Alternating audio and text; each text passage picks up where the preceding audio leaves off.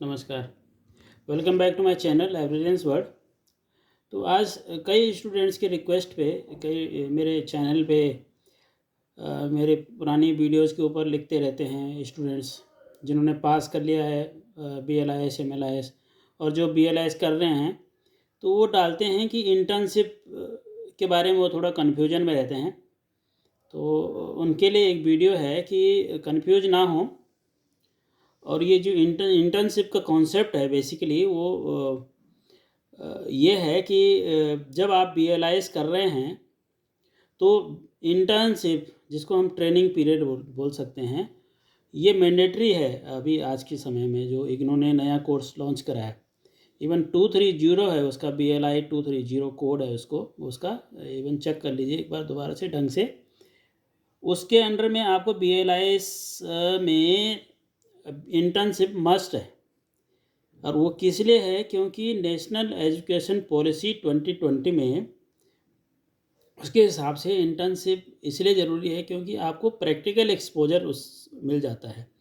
जब आप थ्योरी पढ़ते हैं तो थ्योरी से आपको कई सारी चीज़ें क्लियर नहीं होती हैं, लेकिन जब आप लाइब्रेरीज में जाएंगे और वो सारे एक्टिविटीज़ करते हैं कि कैसे सर्कुलेशन फंक्शन करता है, कैसे ऑनलाइन पब्लिक एक्सेस कैटलॉग में हम डेटा सर्च करते हैं, और इवन डिजिटल लाइब्रेरीज को कैसे एक्सेस करते हैं, उसमें कितने सारे मॉड्यूल्स हैं। आपके ऑनलाइन लाइब्रेरी, जो लाइब्रेरी है आपकी, जिसको हम डिजिटल लाइब्रेरी बोल सकते हैं, या हम अगर डेटा की बात करते हैं तो हमारे पास ऑटोमेशन होता है लाइब्रेरी का, अलग अलग सॉफ्टवेयर सब यूज़ करते हैं। तो कौन कौन से सॉफ्टवेयर्स हैं जिनको हम यूज़ करते हैं आज की डेट में लाइब्रेरी में, तो उनमें से एक जैसे कोहा है ना। तो इस तरह के बहुत सारे सॉफ्टवेयर्स हैं जिसमें अलग अलग लाइब्रेरीज अलग अलग तरह से उसको अपने यहाँ इम्प्लीमेंट कर रहे हैं, और उसमें कैसे कैसे काम किया जाता है। तो हम लोग कई बार मॉड्यूल्स तो आपको पढ़ा तो देते हैं थ्योरी में, लेकिन क्या है ना कि कई सारे स्टूडेंट्स को समझ नहीं पाते हैं, क्योंकि जब तक आप प्रैक्टिकल एक्सपोजर नहीं लेंगे तब तक आपको वो चीज़ क्लियर नहीं होगी। और एक बार आपने प्रैक्टिकली वो समझ लिया, देख लिया लाइब्रेरीज का फंक्शन होते हैं जो लाइव, जिसको बोलते हैं एग्जाम्पल्स, आपको अगर देख लेते हैं लाइब्रेरी में फंक्शनिंग का, तो आपकी थ्योरी भी और स्ट्रॉन्ग हो जाती है।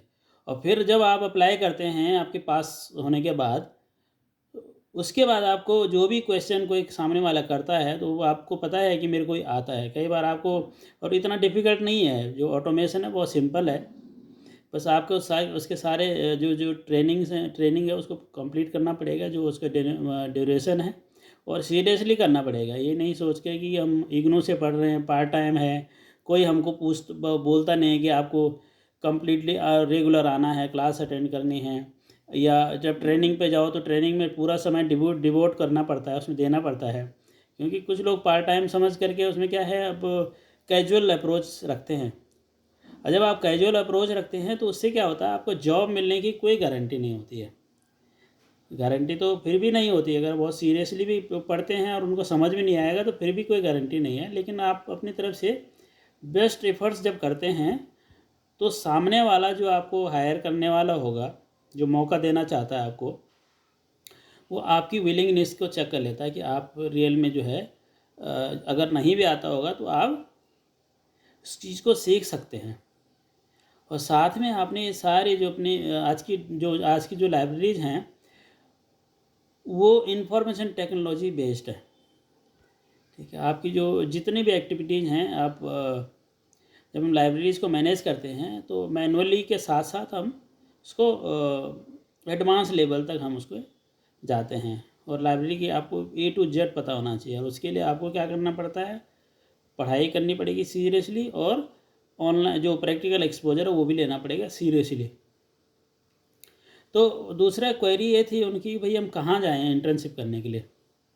तो मैंने एक सर्कुलर अपने पिछली वीडियो में जाएंगे और चेक करेंगे, तो एक सर्कुलर मैंने सर्कुलेट करा था जिसमें इग्नू ने टाइप करा है all India council for technical education, AICTE बोलते हैं उसको, न्यू दिल्ली में बेस्ड है।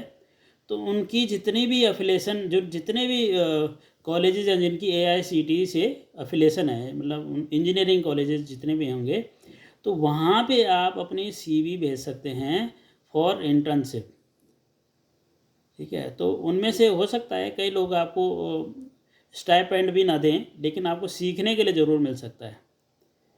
उसके अलावा आपके पास खुद भी अपनी अगर एबिलिटी होगी तो आप जा कर के प्राइवेट स्कूल्स में, गवर्नमेंट लाइब्रेरीज़ में, वहाँ पे जाके अपनी एप्लीकेशन देंगे। और बहुत सारी जगह हैं जहाँ पे इस तरह की रिक्वायरमेंट होती हैं, जिनको चाहिए होता है कि हम किसी को सपोर्ट दें। लाइब्रेरी में बहुत सारे काम होते हैं जो करने होते हैं, तो अगर कोई ऑनरेडी अगर कोई काम करना चाहता है तो कोई भी चाहेगा कि हाँ हमारे पास कोई आए, काम करे, हमारा साथ दे। लेकिन कैजुअल अप्रोच नहीं, सीरियसली आप सीखने के उससे जाएं और ये ना सोचें कि मेरे को पैसा नहीं मिल रहा तो कोई क्यों मेहनत करूं, या अनएथिकल कोई काम करें जिससे कि सामने वाला आपको तो नहीं रखेगा, आपके ऊपर तो उसका विश्वास गया, लेकिन जो आने वाले जो किसी और को मौका मिलेगा तो वो उसको नहीं भी देगा। क्यों? उसको पता है कि पिछला वाला व्यक्ति जो है हमारे साथ प्रॉपरली काम नहीं करा, इवन कोशिश कर रहा था कि हमारे कुछ नुकसान करे, सिस्टम के साथ में छेड़खानी करे या कोई बुक्स ले जाए। तो अनएथिकल कोई कुछ ना करें, एथिकली जो बेस्ट प्रैक्टिसेस है लाइब्रेरी की उसको समझें, कैसे लाइब्रेरी फंक्शन करती है, कैसे आपने अपने आप को एक बेस्ट लाइब्रेरियन साबित करना है, तो उसकी तरफ आप काम करें। और आपको इसके लिए मेरी और पिछली वीडियो जो आप जाएंगे तो उसमें मैंने कुछ सीवी बना करके भेजे हैं कि कैसे आपने सीवी बनाने हैं, क्योंकि आप फ्रेशर्स होंगे तो आपके पास बहुत सारा कंटेंट होता नहीं है लिखने के लिए। तो what you will do is you will prepare a CV.